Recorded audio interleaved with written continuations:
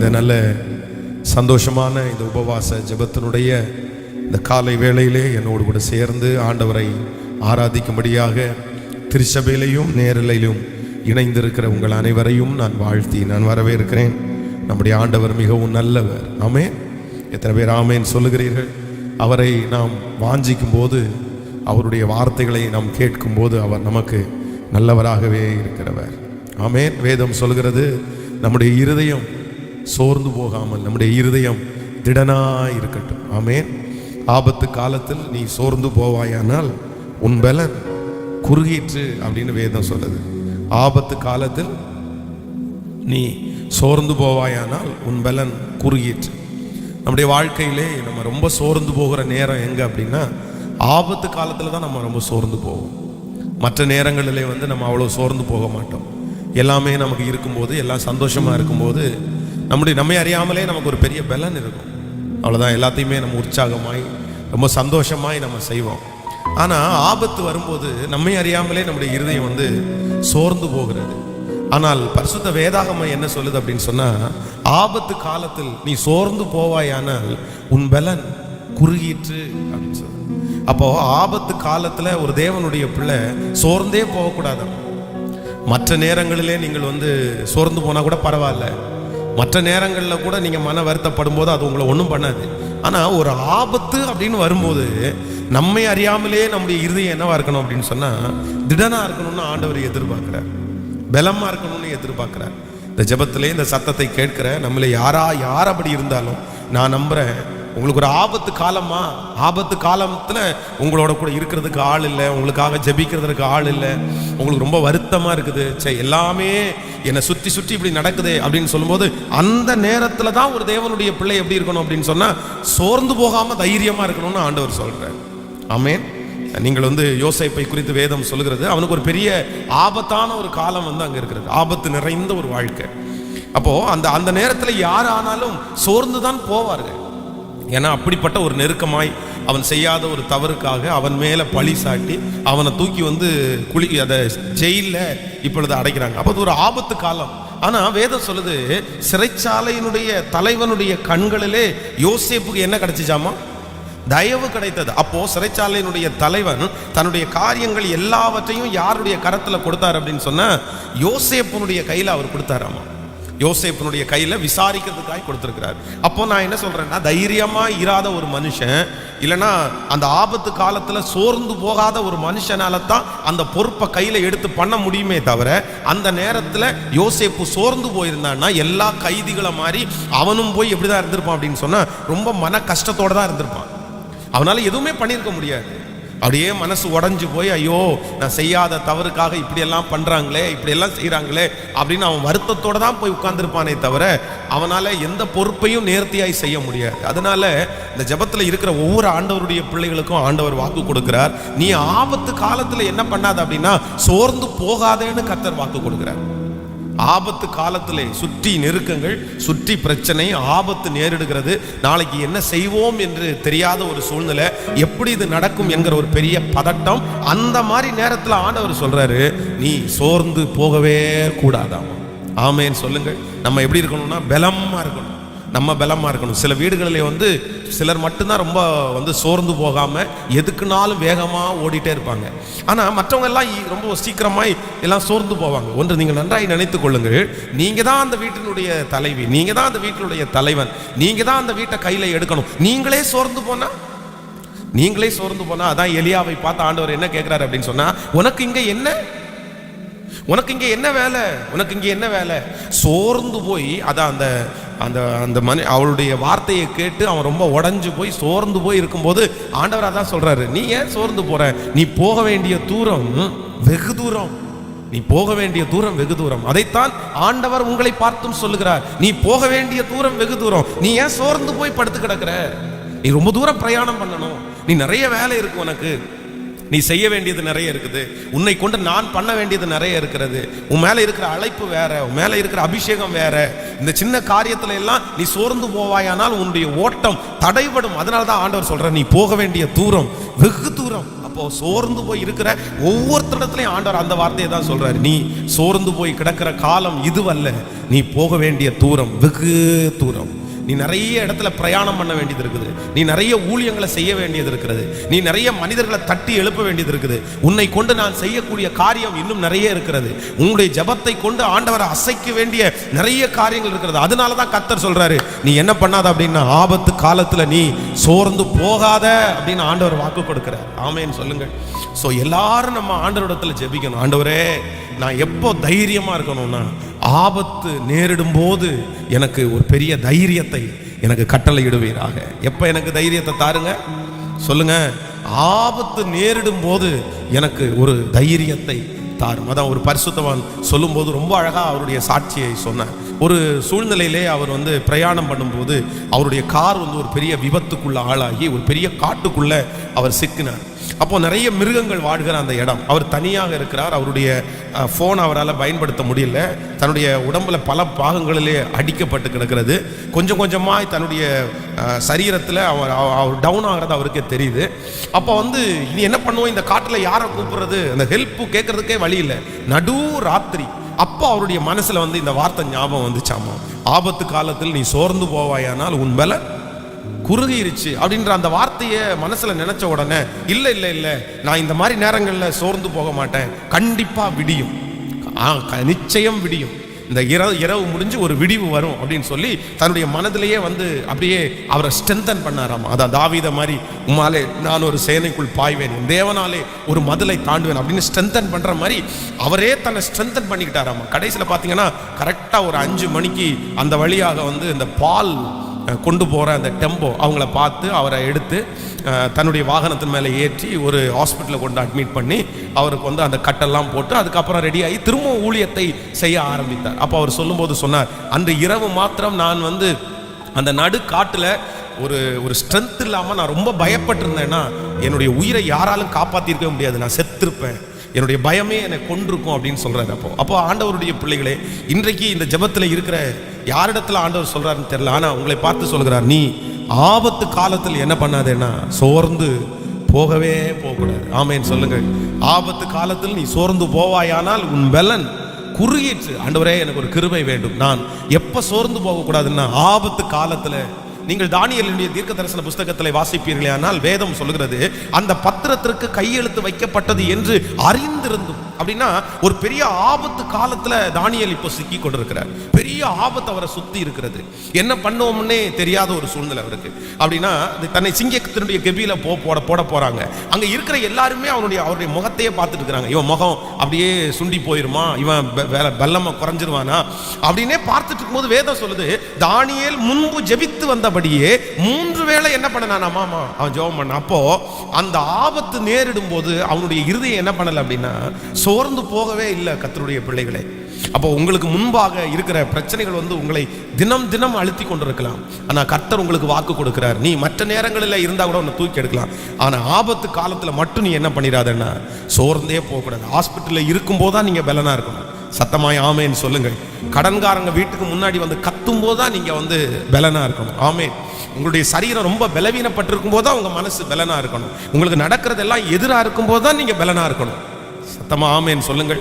உங்களை மற்றவர்கள் புகழும் போது உங்களுக்கு ஒரு ஸ்ட்ரென்தன் வரும் பாருங்களேன், அது ரொம்ப நாள் இருக்காது, அந்த ஸ்ட்ரென்தன் வேணும். ஆனா உங்களை ஒருத்தர் இகழும் போது உங்களுக்கு ஒரு ஸ்ட்ரென்த் வரணும், அதுதான் உங்களை அந்த இடத்துல இருந்து தப்பு வைக்கும். ஆமேன். உங்களை திட்டும் போது, உங்களை பழி சொல்லும் போது, உங்களுக்கு விரோதமாய் பேசும்போது, அப்பதான் உங்களுக்கு என்ன வரணும் அப்படின்னா ஒரு ஸ்ட்ரென்த் அப்படியே வரணும். அந்த ஸ்ட்ரென்த் தான் ஆண்டவர் சொல்றாரு, உன் பலன் குறுகவே குறுகாது. ஆமேன்னு சொல்லுங்கள். நீங்க ரொம்ப வீக்கா இருக்கீங்க அப்படின்னு மற்றவங்க சொல்லும் போது, என்ன இப்படி ஆகி அப்படின்லாம் கேட்கும் போது உங்க இருதயம் கலங்கவே வேண்டாம். அல்லேலூயா. அவர் செய்த அதிசயம் 1000 உண்டு, அதை விவரிக்கவே முடியாது. ஆமேன். சில அதிசயங்களை ஆண்டவர் நமக்கு செய்கிறத நம்ம என்ன பண்ண முடியாதுன்னா வெளியே சொல்லக்கூட முடியாதான். ஆமேன்னு சொல்லுங்கள். பக்கத்தில் இருக்கிற கையை பிடிச்சி சொல்லுங்க, சில ஆண்டவர் கொடுத்த ஆசீர்வாதத்தை நம்ம வெளியே கூட சொல்ல முடியாதுன்னு சொல்லுங்க. ஆமேன். எல்லாமே நமக்கு ஆண்டவர் தான் செஞ்சிருக்கிறார் அப்படின்றதுக்காக எல்லாத்தையும் நம்ம சொல்லிடக்கூட முடியாது, எல்லாத்தையும் நம்ம சொல்லிடக்கூட முடியாது. அதனால இதுல ஆண்டவருடைய பிள்ளைங்க ரொம்ப ஜாக்கிரதையா இருக்கணும். கர்த்தர் தானே எனக்கு கொடுத்தாரு, கர்த்தர் தானே என்ன ஆசீர்வதிச்சாரு அப்படின்னு சொல்லிட்டு நம்ம எல்லார்ட்டையும் அதை சாட்சியா கூட என்ன பண்ண முடியாது, ஷேர் பண்ண முடியாது. சிலதை வந்து ஆண்டவர் உங்களுக்கு செய்த அதிசயத்தை நம்மளோட தான் நம்ம வச்சுக்க வேண்டியதா இருக்குது. சரி, கர்த்தர் என்ன நடத்தினார், அதான் நீர் செய்த அதிசயம் 1000 உண்டு, அதை நான் என்ன பண்ண முடியாதுன்னா விவரிச்சு யாருக்கும் சொல்ல முடியாது. பாருங்களேன், உங்க வாழ்க்கையில ஆண்டவர் கொடுத்த எல்லா ஆசீர்வாதத்தையும் சொல்ல முடியுமா அப்படின்னு கேட்டா சொல்லவே முடியாது. உடனே பார்த்தீங்க அப்படின்னு சொன்னா அவ்வளோதான். தப்பா நினைக்கிறதுக்கு ஒரு கூட்டம் இருப்பாங்க, வருத்தப்படுத்துறதுக்கு ஒரு கூட்டம் இருப்பாங்க, பொறாமப்படுறதுக்கு ஒருத்தர் கூட்டம் இருப்பாங்க, அந்த கண்ணோட்டத்தோடையே பார்க்கறதுக்கு ஒரு கூட்டம் இருப்பாங்க. ஆனா அவர் செய்த அதிசயம் எவ்வளவு பெருசு. அப்ப ரொம்ப ஜாக்கிரதையா இருக்கணும் நம்ம இந்த விஷயத்துல. நான் சொல்றது உங்களுக்கு புரியுதா? ஒரு விஷயம், நீங்க ஒரு வேளை வந்து இதுக்கு முன்பாக ஏதாவது ஒரு பாவத்துல, இல்லைன்னா ஏதோ ஒரு அக்கிரமத்துல, இல்லைன்னா ஏதோ ஒரு வியாதியில, எதுலையாவது நீங்க வந்து சிக்கியிருப்பீங்கன்னு வைங்களேன். ஏதாவது ஒரு சூழ்நிலையில சிக்கிட்டீங்க. இப்போ ஆண்டவர் அந்த இடத்துல இருந்து உங்களை முழுமையாய் தூக்கி எடுத்தாரு. அவர் உங்களை தூக்கி எடுத்த விதம், ஆண்டவர் உங்களை அந்த இடத்துல இருந்து நடத்தின விதம் எல்லாம் ரொம்ப ஆச்சரியமா, அப்படியே பிரமிக்கத்தக்க அளவுல இருக்கும். உடனே உங்களுக்குள்ள அந்த நன்றி உள்ள உணர்வு இருக்கும். ஐயோ, இதை நான் கண்டிப்பா வெளியே சொல்லியே ஆகணும், ஆண்டவர் எவ்வளவு பெரிய பிரச்சனையிலேருந்து என்னை தூக்கி எடுத்திருக்கிறாரு அப்படின்னு நம்ம சொல்லிட்டோம்னு வைங்களேன். நம்ம சொல்றதே அது என்னவா முடியும், சில நேரத்துல ஆபத்தா வந்துடும். அப்படின்னா நீங்க வந்து கரெக்டா தான் சொல்லுவீங்க, நீங்க வந்து ஆண்டவர் செஞ்ச நன்மையை தான் சொல்லுவீங்க. ஆனா சிலர் பார்க்கும்போது, ஓ அப்படின்னா உனக்கு இந்த மாதிரி ஒரு பிரச்சனை இருந்துச்சா, அப்படின்னா இந்த மாதிரி நீ கடந்து வந்தியா, ஓ அப்படின்னா இதுல எல்லாம் விழுந்தல்ல. அவங்களுடைய புத்தி, அவங்களுடைய எண்ணம் எப்படிதான் போகும் சொல்லுங்க? தப்பா தான் போகும். அவங்க அதை மட்டும்தான் பிடிப்பாங்க. கர்த்தர் உங்களை நடத்திட்டு வந்த விதம், கர்த்தர் உங்களை ஆச்சரியமா எடுத்தது, அந்த சாட்சி அவங்க மண்டையில ஏறாது. எதுதான் ஏறும்? தப்பானது தான் அவங்களுடைய சிந்தைக்குள்ள போகும். அதான் ஆண்டவரோட இருந்த சீடன் தான் யூதாஸ் காரியோத்து. எத்தனையோ நல்ல விஷயம் அவரை பார்த்து எத்தனையோ நல்ல விஷயம் அவருடைய கண்ணுக்கு முன்னாடி நடந்துச்சு. ஆனா அவனுடைய எண்ணம் எது மேலதான் போச்சு அப்படின்னு சொன்னா, இவரை காட்டி கொடுத்தா எவ்வளவு காசு கிடைக்கும், அதுல தான் போச்சு. பாருங்களேன், அப்போ ஆண்டவருடைய பிள்ளைகள் நம்ம ஆண்டவரிடத்துல ஜெபிக்கணும். ஆண்டவரே, நீர் செய்த அதிசயம் 1000 உண்டு, அதை விவரிக்க எங்க விவரிக்கணும் அப்படின்னா தனி ஜெபத்துல அழுத ஆண்டவரிடத்துல, நீர் என்னை நடத்தி வந்த பாதை எவ்வளவு நல்லதப்பா, என்னை எவ்வளவு அழகா தூக்கி எடுத்தீங்க, என்னை எவ்வளவு அழகா ஆச்சரியமா தூக்கி எடுத்தீங்க, நான் இந்த மாதிரி இருந்தப்பா, இந்த சூழ்நிலையில இருந்தப்பா, என்னை எவ்வளவு அழகா தூக்கி எடுத்துங்கன்னு நம்ம யாருக்கு நன்றி சொல்லணும்? சத்தமா சொல்லுங்க எல்லாருமே. கர்த்தருக்கு தான் நன்றி சொல்லணும். இதுல ரொம்ப ஜாக்கிரதையா இருங்க. உங்களுக்கு நான் வந்து சொல்றது எல்லாமே நோட்ஸ், அதெல்லாம் நீங்க வந்து ஞாபகமா வைக்கணும். இதுல ரொம்ப ஜாக்கிரதையா இருங்க. சில நேரங்களிலே உங்களுக்குள்ளே உங்க வாழ்க்கையில வந்து சில தவறுகள், சில ஆண்டவருக்கு விரோதமான சில காரியங்களை நீங்க பண்ணியிருக்கலாம். பண்ணும்போது ஆண்டவர் வந்து காயப்படுத்தி கட்டு போடும் கர்த்தர், அடிச்சாலும் அணைக்கிற தேவன். அப்படின்னா மட்டாய் நம்மை தண்டித்து, நீ செய்த தப்பு மக அப்படின்னு சொல்லி நம்மளை அழகா வந்து லைட்டா தட்டி, அதுக்கப்புறம் அவரே என்ன பண்ணுவாரு, அவரே காயம் படுத்தினாலும் அவரே கட்டு போட்டு நம்மளை தூக்கி எடுத்துருவாரு. ஆனா நம்ம ஒரு நாளும் அதை என்ன பண்ணிடக்கூடாதுன்னா, அதை சாட்சியா சொல்றேன்னு சொல்லிட்டு நீங்க விழுந்து போனதையும் இழந்து போனதையும் நீங்க கர்த்தருக்கு விரோதமா நடந்ததையும் ஒரு நாளும் மற்றவங்களுக்கு முன்னாடி என்ன பண்ண வேண்டாம்னா சொல்லவே வேண்டாம். ஆண்டவரை மாதிரி எல்லாரும் திறந்த மனசுல இருக்கவே மாட்டாங்க. ஆமென் சொல்லுங்க. கர்த்தர் ஒருத்தர் தான் நம்மை எப்படியும் நம்மை நேசிக்கிறவர். தகப்பன் தன் பிள்ளையை நேசிக்கிறது போல கர்த்தர் தமக்கு பயந்தவர்களுக்கு இறங்குகிறார். மோஸ்ட்லி நம்ம அம்மா அப்பா வந்து பார்த்தீங்க அப்படின்னு சொன்னா, நம்ம ஏதாவது நம்மளுடைய குற்றங்களை வந்து சில நேரங்களில் மறைக்கிறதுக்கு பார்ப்பாங்க. நம்ம பிள்ளைய நம்ம எது நல்லதோ அதை மட்டும்தான் சொல்லுவாங்க. அப்படியெல்லாம் அம்மா அப்பா இருப்பாங்க. அப்போ ஆண்டவரை தவிர அடுத்து வந்து அதுவும் மோஸ்ட்லி 90% அம்மா அப்பா. ஏதோ ஒரு சிலர் வந்து பிள்ளைகளுக்கு விரோதமா இருக்கலாம், அது சில சம்பவங்கள் நம்ம கேட்கிறோம். ஆனா அந்த அம்மா அப்பா அவங்க தான் சந்தோஷப்படுறவங்களா இருப்பாங்க. மற்றபடி ஆண்டவருடைய பிள்ளைகள் ரொம்ப கவனமாய், ஆமென் சொல்லுங்க, ஹல்லேலூயா. இப்ப எல்லாரும் அப்படியே தேவ சமூகத்துல எழும்பி நின்று, எத்தனை நன்மைகள் எல்லாம் எனக்கு செய்தீரே ஆண்டவரே, நான் உங்களுக்கு எப்படி நான் நன்றி சொல்லுவேன். ஓ ஹல்லேலூயா, thank you holy spirit. நன்றி ஆண்டவரே, நீர் செய்த அதிசயங்கள் 1000 உண்டு, அதை எங்களால விவரிக்கவே முடியாதப்பா, சொல்லி முடியாத எத்தனையோ அதிசயங்களை எங்களுக்கு நீங்க செஞ்சீங்க ஆண்டவரே. நன்றி ஆண்டவரே, நன்றி நன்றி நன்றி நன்றி நன்றி. எத்தனை எத்தனை எத்தனை அற்புதங்கள் நீ செய்த அதிசயங்களை நாங்க ஒன்றொன்றாய் சொல்லி முடியாதப்பா. கோடி நன்றி ஆண்டவரே. உம்முடைய கிருபையினால் எங்களை மீட்டு கொண்டதற்காக நன்றி. உம்முடைய இரக்கத்தினால் எங்களை மீட்டு கொண்டதற்காக உமக்கு கோடி நன்றி. உம்மை போல பெரியவர் இந்த உலகத்தில் ஒருவரும் இல்லை. நன்றி. எங்களுடைய ஆராதனையை சுகந்த வாசனையாய் நீர் முகர்ந்து கொண்டதற்காக உமக்கு நன்றி ஆண்டவரே. நீர் எங்களோடு பேசும். இயேசுவின் மூலம் ஜெபம் எடுக்கிறோம் நல்ல பிதாவே, ஆமென் ஆமென். எல்லாரும் அப்படியே உட்காருவோம். இந்த நல்ல காலை வேளைக்காக மீண்டுமாக ஆண்டவருக்கு நான் நன்றி செலுத்துகிறேன். நம்முடைய ஆண்டவரை போல நல்லவர் இந்த உலகத்திலே ஒருவரும் இல்லை. ஆமென். ஹல்லேலூயா. நம்மை விட்டு கொடுக்காத நல்ல தேவன் நம்முடைய தேவனாய் இருக்கிறார். இந்த உபவாச ஜெபத்திற்கு ஆண்டவருடைய சமூகத்திலே ஜெபிக்கும்படியாக நீங்கள் எல்லாரும் கூடி வந்திருக்கிறதற்காக ஆண்டவருக்கு நான் நன்றி செலுத்துகிறேன். இன்னைக்கு காலையில நான் ஆண்டவருடைய சமூகத்திலே அப்படியே ஜெபத்தோடு எழும்பும் போது ஆண்டவர் என்னுடைய இருதயத்திலே ஒரு வார்த்தையை திரும்ப திரும்ப பேசிக்கொண்டே இருந்தார். அப்படின்னா ஒரு மனிதனுடைய வாழ்க்கையிலே தினம் தினம் டெய்லி ஒன்று தேவைப்படுகிறது. பொதுவாக உலக வாழ்க்கையிலே வாழ்கிற நமக்கு தினம் தினம் இந்த உலகத்திலே வாழ்வதற்கு சில காரியங்கள் தேவைப்படுது. தண்ணி அது கண்டிப்பா டெய்லி நமக்கு தேவைப்படுது. அதே மாதிரி ஆகாரம், நம்ம சாப்பிட்ற சாப்பாடு தினம் தினம் தேவைப்படுகிறது. நம்ம போடுற ட்ரெஸ் அது டெய்லி தேவைப்படுகிறது. சில காரியங்கள் இல்லாம அந்த அந்த அந்த நாளை நம்மளால கடத்தவே முடியாது. அது கண்டிப்பாக அது வேண்டும், அது அவசியமான ஒன்று. ஒரு மனிதனாய் பிறந்தால் இந்த காரியம் இல்லாம அவனால இந்த உலகத்துல அந்த ஒன் டேவை சர்வே பண்ணவே முடியாது. அப்படின்னா அவன் ஒரு ரூமுக்குள்ள அடைஞ்சுதான் கிடக்கணுமே தவிர அது இல்லாம பண்ண முடியாது. அதே போல இந்த மனதில் இந்த காரியம் எல்லாம் யோசிக்கும் போது ஆவிக்குரியவர்கள், ஆண்டவருடைய பிள்ளைகள் கர்த்தரிடத்திலிருந்து இதை பெற்றுக்கொள்ளாம அதே மாதிரி இந்த நாளில் இது கண்டிப்பா வேணும் அப்படிங்கிற சில காரியங்கள் வேதத்திலே எழுதப்பட்டிருக்கு. இது ஒரு நாள் இருந்தால் போதாது. நம்ம சில நேரங்களில் ஒரு நாள் இருந்தால் போதும்னு நினைக்கிறோம். பொதுவாக நம்ம போடுற ட்ரெஸ் ஒரு ட்ரெஸ்ஸை போய் கடையில் வாங்கணும் அப்படின்னு சொன்னால் அந்த ட்ரெஸ்ஸை ஒரு நாள் போட்டு நம்ம தூக்கி வீச போகிறதில்லை. நம்ம வாங்குறது ஒரு நாள். ஆனால் என்ன பண்ணுறோம் அப்படின்னா பல காலங்கள் பல நாட்கள் பல மாதங்கள் அந்த ட்ரெஸ்ஸை நம்ம யூஸ் பண்ணிக்கிறோம். அந்த பொருள் ஒரு நாள் வாங்குறது நமக்கு 1 மாதம் 2 மாதம் 3 மாதம் 1 வருஷம் கூட சிலது நமக்கு கிடைக்குது. ஆனால் சில காரியங்களை பார்த்தீங்கன்னா அன்றைக்கு நம்ம செய்யலை அப்படின்னா அது கெட்டு போயிடும்.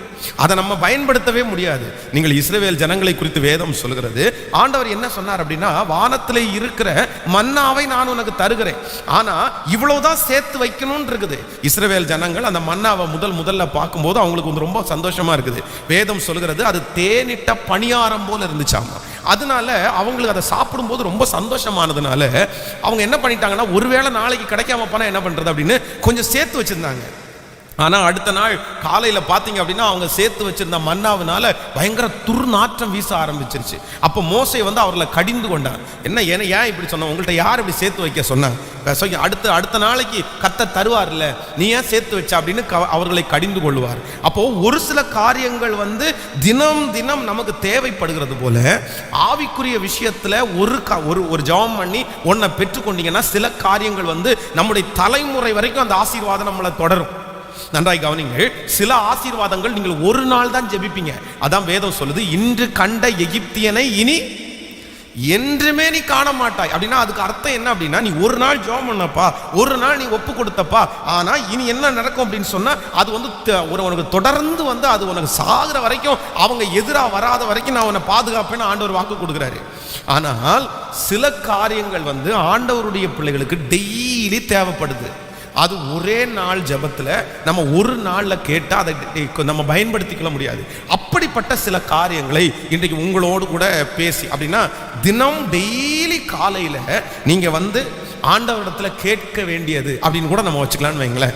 அந்த மாதிரி சில காரியங்களை சொல்லி உங்களுக்காக ஜெபிக்கிறேன். முதலாவதாக நீங்கள் 143ஆம் சங்கீதத்தை எடுத்துக்கொள்ளுங்கள். 143ஆம் சங்கீதத்திலே 8வது வசனத்தை வாசிக்கலாமா? 143ஆம் சங்கீதத்தில் 8வது வசனத்தை நம்ம சேர்ந்து வாசிக்கலாமா?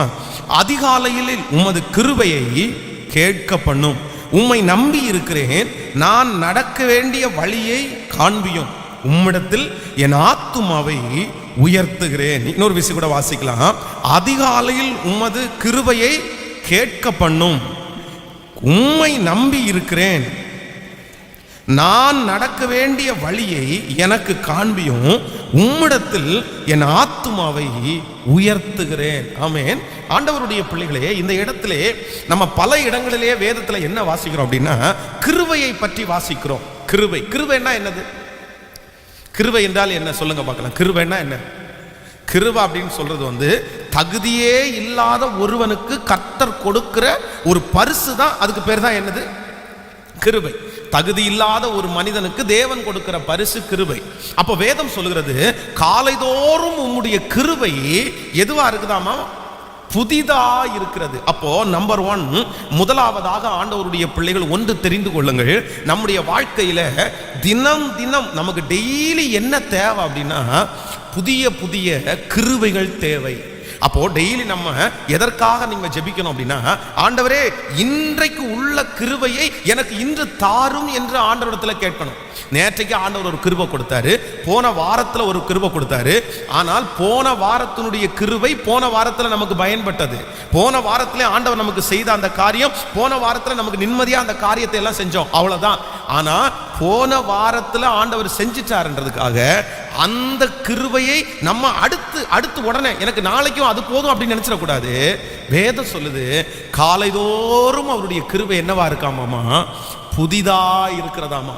கவனிங்க, டெய்லி தினம் தினம் ஒரு தேவனுடைய பிள்ளை தகுதி ஆக வேண்டிய அவசியம் உண்டு.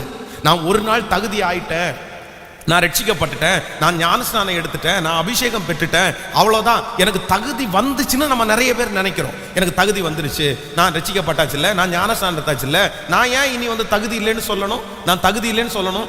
ஆனால் ஒன்று நினைத்து கொள்ளுங்கள், தகுதி அப்படின்றது ஒரு வருஷத்துக்கு ஒரு டைம் கிடைக்கிறது இல்லை, டெய்லி கிடைக்கணும் நமக்கு.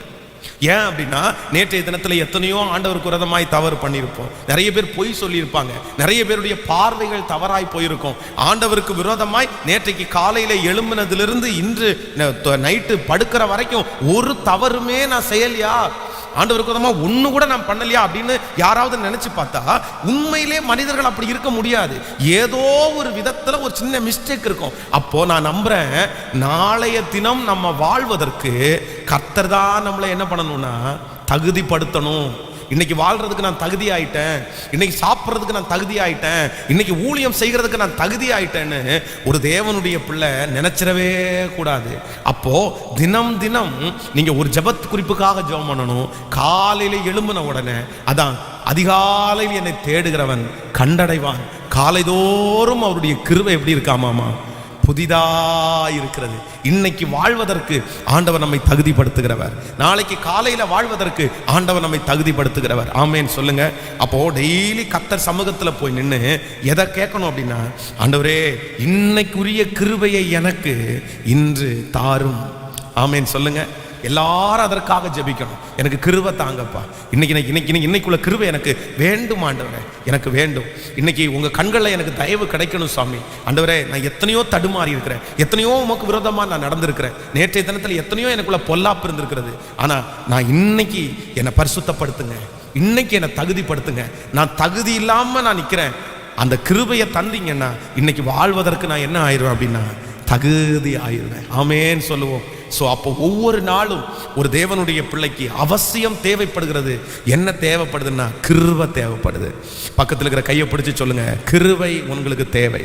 தினமும் உங்களுக்கு கிருபை தேவை, கிருபை தேவை. ஆமேன்னு சொல்லுவோம். காலையில் எழும்பி கர்த்தர் சமூகத்தில் போய் நின்று என்ன கேட்கணும்னா, ஆண்டவரே இன்றைக்குரிய புதிய கிருபையை எங்களுக்கு தாரும் ஆண்டவரே. ஆமேன்னு சொல்லுங்க. கைகளை எல்லாரும் உயர்த்தி கிருபைக்காய் ஜெபிக்கிறவர்கள், இன்றைக்கு நான் வாழ, இன்றைக்கு நான் சோதனைகளை சகிக்க, இன்றைக்கு நான் என்னுடைய ஆபத்துகளுக்கு தப்புவிக்க, ஆண்டவரே இன்றைக்கு நான் உம்மிடத்தில் விசுவாசமாய் இருக்க, அந்தந்த நாளுக்கு ஆண்டவரே நான் சுகமாய் வாழ்வதற்கு தகுதியற்றவன், ஆண்டவரே நான் இந்த ஆசீர்வாதத்தை பெற்றுக்கொள்றதுக்கு தகுதியற்றவன். ஆனால் இன்றைக்கு நான் வாழக்கூடிய அந்த வாழ்க்கைக்கு தேவையான கிருபையை கர்த்தர் கட்டளை இட வேண்டும். தினம் தினம் உங்க சமூகத்திலே நான் வந்து கிருபைக்காக வேண்டி நிற்பதற்கு கர்த்தர் எனக்கு பலன் தாரும், ஆண்டவர் எங்களுக்கு பலன் தாரும். ஆமேன்னு சொல்லுங்க. ஸோ அப்போ நேற்றைக்கு உள்ள தகுதியை வச்சு இன்னைக்கு நம்ம என்ன பண்ண முடியாதுன்னா வாழ முடியாது. அப்போ இன்னைக்கு நம்ம வாழ்றதற்கு ஆண்டவர் நம்மளை என்ன படுத்தணும் அப்படின்னா தகுதி உள்ளவர்களாய் மாற்றணும், தகுதி உள்ளவர்களாய். அப்போ நான் சொல்றேன், தகுதியே இல்லாத ஒருவனுக்கு தேவன் கொடுக்கிற பரிசு தான் என்னது? கிருபை. சோ அந்த கிருபையை நீங்க டெய்லி காலையில என்ன பண்ணிடணும்?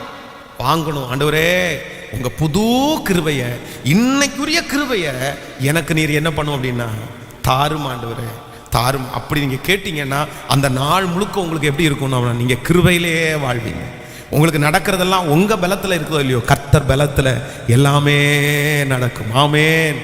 கிருபை என்கிறது ஒரு பெரிய ஆசீர்வாதம். ஆமென். நம்பர் 2, இரண்டாவதாக நான் ஆண்டவருடைய சமூகத்திலே நான் காத்திருந்த போது ஒரு தேவனுடைய பிள்ளைக்கு நம்பர் 2 இரண்டாவதாக டெய்லி என்ன தேவைப்படுது அப்படின்றதை குறித்து நான் தியானிக்கும் போது ஏசாயா 50வது அதிகாரம் தீர்க்க தரிசன புஸ்தகம், ஏசாயாவின் தீர்க்க தரிசன புஸ்தகம் 50வது அதிகாரத்திலே 4வது வசனத்தை நம்ம வாசிக்க போகிறோம். ஏசாயாவின் தீர்க்க தரிசன புஸ்தகம் 50ஆம் அதிகாரத்திலே 4வது வசனத்தை எல்லாரும் சேர்ந்து வாசிக்கலாமா? இளைப்படைந்தவனுக்கு சமயத்திற்கு ஏற்ற வார்த்தையை சொல்ல நான் அறியும்படிக்கு கர்த்தராகிய ஆண்டவர் எனக்கு கல்வின் மானின் நாவை தந்தருளினார்.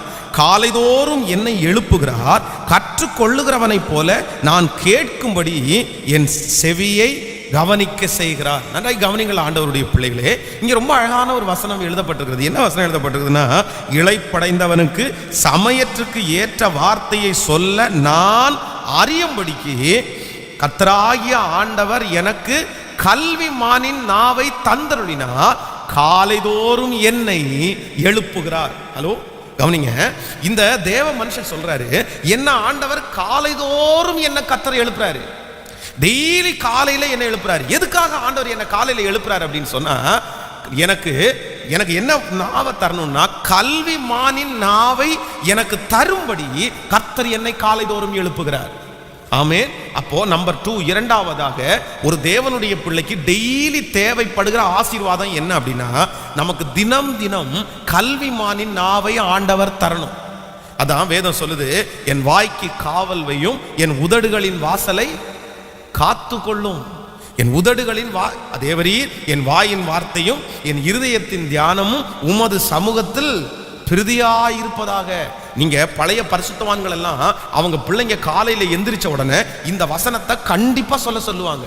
என் வாயின் வார்த்தைகளும் என் இருதயத்தின் தியானமும் உமக்கு முன்பாக பிரதியாய் இருப்பதாக அப்படின்னு சொல்லுவாங்க. அப்போ ஒன்று நீங்க கவனமா கவனிச்சுக்குங்க. நீங்க டெய்லி வாழ்வதற்கு நீங்க தினம் தினம் ஜெபிக்க, காலையில எந்திரிச்ச உடனே கர்த்தர் சமூகத்துல எதுக்காக ஜெபிக்கணும்னா உங்க வாயின் வார்த்தைகளுக்காக நீங்க ஜெபிக்கணும். அது கண்டிப்பா அவசியம். ஏன்னா நம்ம மனுஷங்களா இருக்கிறதுனால எப்பவுமே நம்முடைய வாய் நல்லதை என்ன செய்யாது, பேசாது. எப்பவும் பேசவும் முடியாது. சில நேரங்களிலே நம்முடைய வாய் நம்மை அறியாமலே சில நேரங்களிலே அவசரப்பட்டு பேசிடுவோம், கோவப்பட்டு பேசிடுவோம், வேண்டாததை பேசிடுவோம். அப்போ நிறைய பேர் தங்களுடைய நாவினாலே தான் இன்றைக்கு அழிகிறார்கள். நாவினாலே தான் அழிகிறார்கள். பாருங்க, இந்த உலகம் மிக பொல்லாத உலகம். நம்ம எவ்வளவுதான் நம்ம கண்காணிப்பாய் நம்ம கவனமாய் இருந்தாலும் சில நேரத்தில் எதை பிடிக்கிறாங்கன்னா வாயின் வார்த்தைகளை பிடிக்கிறாங்க. வாயின் வார்த்தைகளை பிடிக்கிறாங்க. அதான் ஒரு கணவன் மனைவிக்குள்ள என்ன ஒளிவு மறைவு என்ன இருக்கு. ஆனா ஒரு கணவன் அவருடைய குடும்பத்தில் இருக்கிற பிரச்சனைக்காக என் மனைவி எப்பேற்பட்டவங்க அப்படின்றத காமிக்கிறதுக்கு என்ன கொண்டு வர்றாருன்னா வாய்ஸ் ரெக்கார்டு எடுத்துட்டு வர்றாரு. அவங்க போன்ல பேசினா அந்த வாய்ஸ் ரெக்கார்டை அந்த ரெக்கார்டிங்க அவர் கையில் வச்சிருக்காரு. அதே போல மனைவியினுடைய வீட்டு ஆட்கள் அவர் பேசினா வாய்ஸ் ரெக்கார்டை காமிச்ச எத்தனையோ குடும்பங்கள் இருக்காங்க. அப்போ இந்த உலகம் சில நேரங்களில் நீங்க போன்ல பேசுறத கூட இன்னைக்கு இருக்கிற எல்லா போன்லையும் நிறைய பேர் ஆப்ஷனே போட்டு வச்சிருக்காங்க. என்னன்னா, யாராவது ஒருத்தர் நீங்க பேசுனீங்கன்னா நீங்க என்ன பேசினாலும் அது என்ன ஆயிரும் சொல்லுங்களேன், ஆட்டோமேட்டிக்கலா ரெக்கார்ட் ஆயிரும். அது சிலர் அதை நல்லதுக்கு பயன்படுத்துறாங்க, சிலர் அதை கெட்டதுக்காக கூட பயன்படுத்துறாங்க. சிலர் நல்லதுக்கு பயன்படுத்துறாங்க அப்படின்னு சொன்னா, இப்போ நான் தம்பிங்களுக்கு ஏதாவது ஒரு வேலையை சொன்னேன் அப்படின்னு சொன்னா அவங்க ஒரு நிமிஷம் அப்படின்னு சொல்லிட்டு திரும்பி இன்னொரு டைம் சொல்லுங்கப்பா அப்படின்னு கேட்பாங்க. ஏன் அப்படின்னு சொன்னா அவன் ரெக்கார்ட் போடுறான்னு அர்த்தம். ஏன் அப்படின்னா அந்த அளவு, அந்த நீளம், இதை இப்படி பண்ணணும். ஸோ அவன் ஒருவேளை அவன் மறந்துட்டான்னா கூட அது அவனுக்கு திரும்பி ஞாபகத்துக்கு வந்துடும். ஓகே ரைட், அந்த ஆடியோ எடுத்து பார்த்தா ஓகே இதுதான் சொன்னாங்க அப்படின்றத கண்டுபிடிச்சிடலாம். நல்லதுக்காக பயன்படுத்துற நிறைய பேர் இருக்காங்க. ஆனா சிலர் அதை கெட்டதற்காக பயன்படுத்துறாங்க. உங்களை பிடிக்கும்படி, உங்களை மாட்ட வைக்கும்படி, உங்களை கஷ்டப்படுத்துறதற்காகவே. அப்போ ஆண்டவருடைய பிள்ளைகளே, நம்ம டெய்லி கர்த்தருக்கு முன்னாடி நீங்க அதிகாலை, இப்ப நான் என்ன சொல்றேன்னா அதிகாலையில ஜெபிக்கிறவங்க இந்த ஜெப குறிப்புக்காக கண்டிப்பா ஜெபிக்கணும். டெய்லி உங்க வீட்டை விட்டு வெளியே போகிறதுக்கு முன்னாடி இந்த ஜெப குறிப்புகளுக்காக நீங்க ஜெபித்து தான் வெளியே போகணும். அப்போ இதை என்ன கேட்டால் ஒரு பேப்பரில் அழகாக எழுதி உங்கள் வீட்டு வாசல் பாருங்களேன், நீங்கள் வெளியே கிளம்பும் போது இந்த வார்த்தையை எழுதி வச்சா நல்லதுன்னு நினைக்கிறேன். இல்லை, நம்ம போகும்போது நம்முடைய பிள்ளைகள் கூட ஸ்கூலுக்கு போகும்போது இந்த 7 காரியத்துக்கு ஸ்தோத்திரம் பண்ணிட்டு வெளியே போடா அப்படின்னு சொல்லலாம்னு நினைக்கிறேன். நம்பர் 2, முதல்ல நம்ம கிருபைக்காக ஜெபிக்கணும். எதுனா அன்னைக்குள்ள தகுதிக்காக ஜெபிக்கணும். அன்னைக்கு இந்த உலகத்தில் வாழ்றதுக்கு நம்ம என்ன இல்லை, தகுதி இல்லை. ஆனால் ஆண்டவருடைய கிருபை நம்ம மேலே வைக்கும்போது நமக்கு என்ன வந்துடும், அன்னைக்கு வாழக்கூடிய தகுதி வந்துடும். நம்பர் 2, இரண்டாவதாக நம்ம தினம் தினம் எதற்காக ஜெபிக்கணும்னா, ஆண்டவரே என் வாய்க்கு காவல் வையும், என் உதடுகளின் வாசலை காத்து கொள்ளும். அதை விட எனக்கு கல்விமானின் நாவை தாரும் அப்படின்னு ஜெபம் பண்ணணும். எதுக்கு ஜெபம் பண்ணணும்? நான் உங்களுக்கு சொல்ற செய்தி உங்களுக்கு புரியுது இல்ல? தினம் நீங்கள் ஜெபிக்க வேண்டிய ஜெபக்குறிப்பு என்னன்னா, ஆண்டவரே எனக்கு கல்விமானின் நாவை தாரும், கல்விமானின் நாவை தாரும். நான் ஆண்டவரே என்னுடைய வாயின் வார்த்தையில நான் எவ்வளவா இருக்கணும்னா ரொம்ப கவனமா இருக்கணும். ஆண்டவரே துதித்தலும் சபித்தலும் ஒரு வாயிலிருந்து என்ன செய்யக்கூடாது, புறப்படக்கூடாது. மரணமும் ஜீவனும் எந்த அதிகாரத்தில் இருக்காமாமா? நாவின் அதிகாரத்திலே இருக்கிறது. அப்போ தன்னுடைய நாவை அடக்காத மனுஷன் வேற எதையுமே செய்ய முடியாதுன்னு யாக்கோபு எழுதும் போது ரொம்ப அழகாக எழுதுகிறார். நாவை அடக்க ஒரு மனிதனாலும் கூடாது அப்படின்னு சொல்றாரு. அது ஆயுள் சக்கரத்தையே கொளுத்தி விடும், அது நரக ஆக்கணிக்குள்ளாக தள்ளிரும் அப்படின்னு அந்த தேவ மனுஷன் எழுதி வச்சிருக்கிறாரு. அப்போ ரொம்ப கவனமா இருக்கணும். டெய்லி காலையில எழும்பும் போது ஆண்டவரிடத்துல ஜெபம் பண்ணணும், எனக்கு கல்விமானி நாவை தாரும். இன்றைக்கு நான் தேவையில்லாம பேசக்கூடாது. ஆண்டவரே உமக்கு பிரியமில்லாத பேசக்கூடாது. ஆண்டவரே கோபமா பேசிடக்கூடாது. ஆண்டவரே வாயின் வாசலை காத்துக்கொள்ளும். நான் பேசுற இடத்துல உங்க அனுக்கிரகம் இருக்கணும். நான் பேசுற இடத்துல உங்க ஆசீர்வாதம் கடந்து வரணும். எத்தனை பேர் ஆமோதிக்கிறீங்க? நான் பேசும்போது ஆண்டவரே எல்லா ஆசீர்வாதங்களும் என் தலைமையில இருக்கட்டும். ஆண்டவரே ஜெபிப்பீர்களா? ஃபர்ஸ்ட் எதுக்காக ஜெபிக்கணும்? கிருபைக்காக, அப்படின்னா தகுதிக்காக. அன்னைக்கு இந்த உலகத்தில் நான் சாப்பிட்றதுக்கு தகுதியற்றவன், எனக்கு கொடுங்க, தகுதிக்காக. நம்பர் 2, இரண்டாவதாக எதற்காக ஒரு தேவனுடைய பிள்ளை ஜெபிக்கணும் சொல்லுங்களேன்? கல்விமானின் நாவிற்காக ஜெபிக்கணும். நம்முடைய டெய்லி பேச வேண்டியதை யார் தான் போதிக்கணும் அப்படின்னா கர்த்தர். ஆண்டவர் சொல்றாருல, மோசையை பார்த்து சொல்றாரு, நான் உன்னோடு இருப்பேன், நான் உன்னோட பேசுவேன் அப்படின்னு சொன்னார்ல, அந்த தேவன் நம்மோடு கூட பேசுவார். ஆமென். நம்பர் 3, மூன்றாவதாக அதே வசனத்தை நம்ம வாசிக்கும் போது வாசிக்கலாம். 50வது ஏசாயா 50வது அதிகாரத்திலே 4வது வசனத்தை திரும்ப ஒரு விசை நம்ம சேர்ந்து வாசிக்கலாம். இளைப்படைந்தவனுக்கு சமயத்துக்கு ஏற்ற வார்த்தையை சொல்ல நான் அறியும்படிக்கு கர்த்தராகிய ஆண்டவர் எனக்கு கல்விமானின் நாவை தந்தருளினார். காலைதோறும் என்னை எழுப்புகிறார். கற்றுக்கொள்ளுகிறவனை போல நான் கேட்கும்படி என் செவியை சொல்லுங்க. அந்த பின்னாடி பாயிண்ட வாசிங்க. கற்றுக்கொள்ளுகிறவனை போல நான் கேட்கும்படி என் செவியை கவனிக்க செய்கிறார். ஆமென். இரண்டாவதாக ஆண்டவர் இந்த இடத்துல என்ன எழுதி வச்சிருக்கிறாருன்னா, ஒரு தேவனுடைய பிள்ளை தினம் காலையில என்ன ஜெபிக்கணும்னா, ஏதாவது ஒன்றை இன்னைக்கு நீங்க எனக்கு கற்றுத்தாங்கன்னு ஜெபிக்கணும். எதுக்கு ஜெபிக்கணுமாமா? பக்கத்தில் இருக்கிற கரத்தை பிடிச்சி சொல்லுங்க. டெய்லி ஒன்று புதுமையாய் நம்ம கற்றுக்கொள்ளணும். புரியுதில்ல? ஆமென். இது ஆண்டவருடைய பிள்ளைகள் நீங்க நம்ம செய்யறோமா? நம்ம நிறைய பேர் செய்யறது இல்லை. டெய்லி ஒன்று புதுசாக கற்றுக்கணுமா? டெய்லி ஒன்று புதுமையாய் கற்றுக்கணும். சிலரை பார்த்தீங்க அப்படின்னா அங்கேயே தான் நம்ம உட்கார்ந்துட்டு இருப்போம். நமக்கு அந்த கற்றுக்கிறதுக்கு அதான் உலகத்தில் ஒரு பழமொழி சொல்லுவாங்க, கற்றது கையளவு, கல்லாதது உலக அளவு. அப்போ நம்ம தினம் தினம் கற்றுக்கொள்ள வேண்டிய விஷயங்கள் நிறைய இந்த உலகத்துல இருக்குது. நம்ம நிறைய பேர் ஒரு பெர்சன்டேஜ் கூட இந்த உலகத்துல இன்னும் வாழ்றதுக்கு நம்ம கத்துக்கல. இந்த உலகம் எப்படிப்பட்டது என்று கத்துக்கல.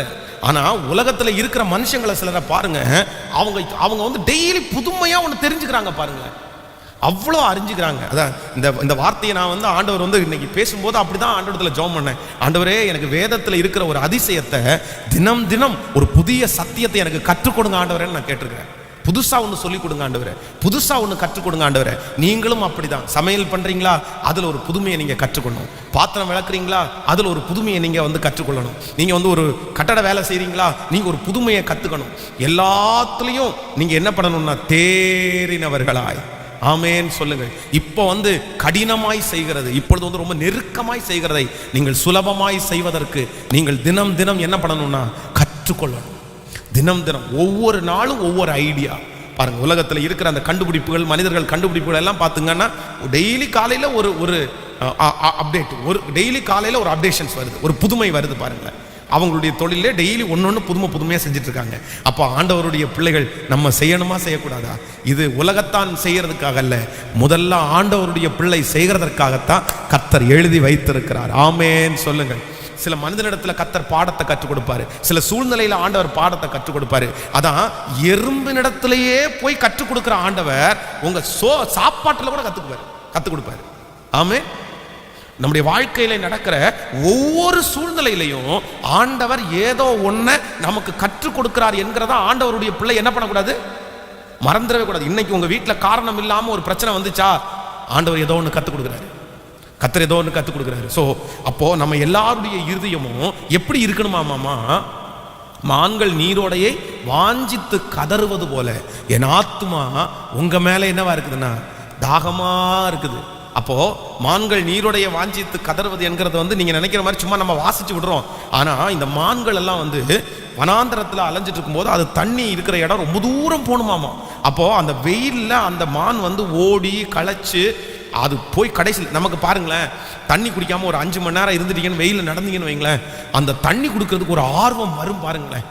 அந்த ஆர்வத்தில் நம்ம போய் அந்த தண்ணி இருக்கிற இடத்துல எப்போவுமே நம்ம 1/2 டம்ளர் குடிக்கிறோம் அப்படின்னு சொன்னால் அங்கே போய் பார்த்தீங்கன்னா ஒரு செம்பு நிறைய தண்ணி குடிச்சிடும். நம்ம நிறைய பேர் கேட்கும்போது கூட கேட்போம், பிரதர் ஏதாவது டம்ளரில் தண்ணி எடுத்துகிட்டு வந்தால் நம்ம என்ன சொல்லணும் தெரியுமா, டம்ளரில் எடுத்துகிட்டு வராதிங்க, எதில் கொடுங்க, ஒரு சொம்பில் எடுத்துகிட்டு வாங்க அப்படின்னு சொல்லுவோம். ஏன் அப்படின்னா அந்த அந்த தாகம் அதை குடிச்சு அப்படி முடிச்ச உடனே தான் அதில் சட்டையெல்லாம் நமக்கு ஒழுகும். அது கூட நமக்கு பெருசாக தெரியாது. அந்த நேரத்தில் யாரும் சட்டையில் ஒழுகுது அப்படி இப்படிலாம் பார்க்க மாட்டோம். ஏன் அப்படின்னா அத்தனை நேரமும் அந்த தண்ணி கிடைக்காம அந்த தண்ணியை குடிக்கிறதுக்கு ஒரு வாஞ்சையில் அப்படியே குடிப்பான். அதனால தான் தாவி சங்கீதக்காரர் அப்படிதான் சொல்றான், நான் டெய்லி எப்படி கற்றுக்கொள்றேன் அப்படின்னு சொன்னா தாகமா எதிர்பார்க்கிறேன். ஒரு புதுமையான ஒரு காரியத்தை உங்க தொழில்ல உங்க வீட்டில் கற்றுக்கொள்வதற்கு நீங்க எப்படி இருக்கணும் அப்படின்னு சொன்னா தாகமா இருக்கணும். எப்படி இருக்கணும்? தாகமா இருக்கணும். ஆமேன் சொல்லுங்கள். ஒரு விஷயம் ஒரு வீட்டில் ஒரு சாப்பாடு சாப்பிட்டுட்டு இருக்கும்போது முட்டை அந்த ஆம்லேட் போடுறாங்கல்ல, நான் ஏறக்குறைய சாப்பிட்டு கடைசியில் ஃபினிஷிங் முடிக்கிற ஒரு நேரம். அப்போ அவங்க கேட்டாங்க, இந்த மாதிரி ஒரு ஆம்லேட் ஒன்று போட்டு தரட்டுமா அப்படின்னு சொல்லி. அப்போ பாஸ்டம்மா சொன்னாங்க, இனி எங்கே போடுவீங்க, பாஸ்டர் சாப்பிட்டு முடிக்க போறாரு அப்படின்னு. இதோ இப்போ போட்டுறேன் அப்படின்னு சொல்லி. அப்போ அவங்க அங்கேருந்து கேட்குறாங்க, வெங்காயம் போட்டு ஆம்லேட் போடணுமா, வெங்காயம் போடாம. அப்போ நான் என்ன சொல்றேன்னா, இனி வெங்காயத்தை வெட்டி போறதுக்குள்ள நான் சாப்பிட்டே முடிச்சிருவேன், அதனால ஸ்லோவா பண்ணலாம், இது வெறும் வெங்காயம் போடாமலே ஒரு ஆம்லேட் அப்படின்னு கேட்டா அவங்க பார்த்தீங்க அப்படின்னா, உங்களுக்கு என்ன வெங்காயம் போட்டு தானே வேணும் அப்படின்னு சொல்லி அந்த வெங்காயத்தை எடுத்து வச்சு பார்த்தீங்கன்னா கட் பண்ணாங்க. இந்த ஹோட்டல்ல எல்லாம் ஸ்பீடாக கட் பண்ணுவாங்க பாருங்க, அந்த மாதிரி ஒரு 2 நிமிஷத்துல வெட்டி போட்டு அதை கொடுத்துட்டாங்க. அப்போ அவங்கள்ட்ட கேட்டேன், இவ்வளோ ஃபாஸ்ட்டாக நீங்கள் இந்த வெங்காயத்தை கட் பண்ணுறீங்களே எப்படின்னு கேட்டால், இதான் ஒரு நாள் நான் ஒரு கல்யாண வீட்டுக்கு போகும்போது அந்த சமையல் அறையில் ஒருத்தர் வெட்டிட்டு இருந்தார் ரொம்ப ஸ்பீடாக. பார்த்தீங்கன்னா இவ்வளோ ஸ்பீடாக வெட்டுறாரு, எப்படி இப்படி வெட்டுறாரு அப்படின்னு சொல்லிட்டு நானும் அதை கற்றுக்கணும்னு ஆசைப்பட்டேன். வெங்காயம் ஸ்பீடாக வெட்டுறது எப்படின்னு கற்றுக்கணும்னு ஆசைப்பட்டு நான் முயற்சி எடுத்து ஒரு 2-3 மாதம் அப்படியே ஸ்பீடாக கட் பண்ணேன். நான் அவர் பார்க்கும்போது அவர் கையை வெட்டிட்டு வரோன்னு நினச்சேன், ஆனால் வெட்டலை. அதுக்கப்புறம் நானும் இப்போ அது மாதிரி ஸ்பீடாக கட் பண்ணுற மாதிரி கற்றுக்கிட்டேன் அப்படின்னாங்க. அப்போது எந்த காரியமானாலும் நம்ம கற்றுக்கிற விஷயத்துல தான் இருக்குது. ஆமேன் சொல்லுங்கள். ஆண்டவருடைய பிள்ளைங்க எல்லாத்தையும் என்ன பண்ணணும் அப்படின்னா, நீங்கள் தாவீதை வேதத்தில் வாசிக்கும் போது வேதம் சொல்லுது, தாவீதுக்கு வேதத்தில் நிறைய பேர் கொடுக்கப்பட்டிருக்கிறது. ஒன்று என்ன பேர், ஃபர்ஸ்ட் பேர் என்ன, அவனுக்கு கொடுத்த முதல் பேர் என்ன, மேய்ப்பன். அவனுக்கு கொடுத்த ஃபர்ஸ்ட் பேரு மேய்ப்பன். 2வது அவனுக்கு கொடுத்த பேரு யுத்த வீரன். யாரை ஜெயிச்சுட்டு வர்றாரு, கோலியாத்தை ஜெயிச்சுட்டு வர்றாரு, யுத்த வீரன், மேய்ப்பன், யுத்த வீரன். 3வது அவருக்கு கொடுக்குற பேர் என்னது, இசை கலைஞன். என்னது, சவுல் ராஜா அவனை என்ன சொல்றான்னா, எனக்கு நல்ல கீத வாத்தியத்தை வாசிக்கிறது மாதிரி ஒருத்தரை கொண்டு வரணும்னு சொல்லும்போது யாரை கொண்டு வந்து நிறுத்துறாங்க. அப்போ தாவீது மேய்ப்பன், யுத்த வீரன், இசை கலைஞன், அதற்கு அப்புறம் தேவனோட பேசுகிறவன். இப்படி தாவீதனுடைய கேரக்டர் எல்லாம் நீங்க வச்சீங்க அப்படின்னு சொன்னா எல்லாத்துலயுமே கிங், ராஜா. ராஜா அப்படின்னா என்ன ராஜா, பெரிய நேர்த்தியான ராஜா. அப்போ தாவீது ஏறக்குறைய எல்லாத்துலயுமே ஆல் ரவுண்டரா இருந்திருக்காரு பாருங்க, எல்லாத்தையுமே கத்துக்கிறார். அது 10 குறைச்சல்ல.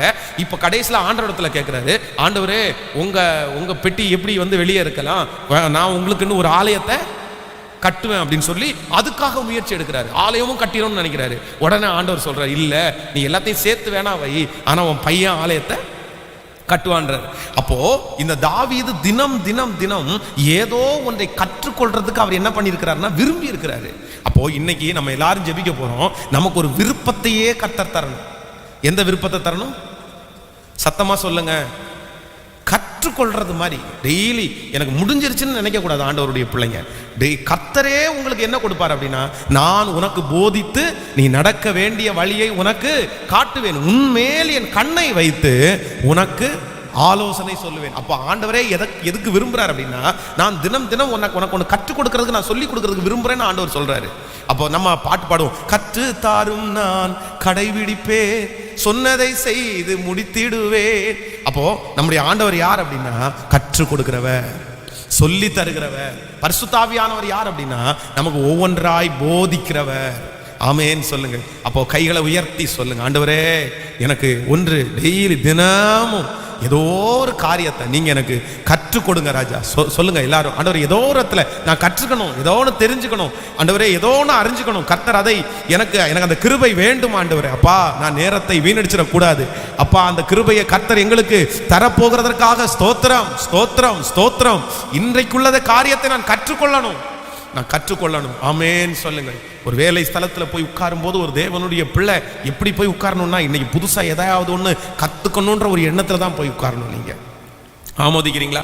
நீங்கள் கடினமாய் செய்கிற எல்லா வேலைகளும் சுலபமாய் செய்வதற்கு நீங்கள் கற்றுக்கொள்றதுக்கு ஆண்டவரிடத்தில் ஒரு கிருபையை நீங்கள் கேட்கணும். ஆண்டவரிடத்தில் அப்பா, நான் தான் இந்த பிரசங்கம் பண்ணும்போதே என்னுடைய இருதயம் ஆண்டவரை நோக்கி ஜெபித்து கொண்டே இருக்கிறது. ஆண்டவரே எனக்கு கற்றுத்தாரும், எனக்கு போதாது, நான் உமக்காய் பெரிய காரியத்தை செய்யணும், உமக்காக பெரிய ஊழியத்தை செய்யணும். அதுக்கு எனக்கு என்ன பண்ணுங்க அப்படின்னா, நான் எப்படி செய்யணும்னு எனக்கு கற்றுத்தாரும் ஆண்டவரே. ஆமென். அவர் சொல்லி தருவாரா?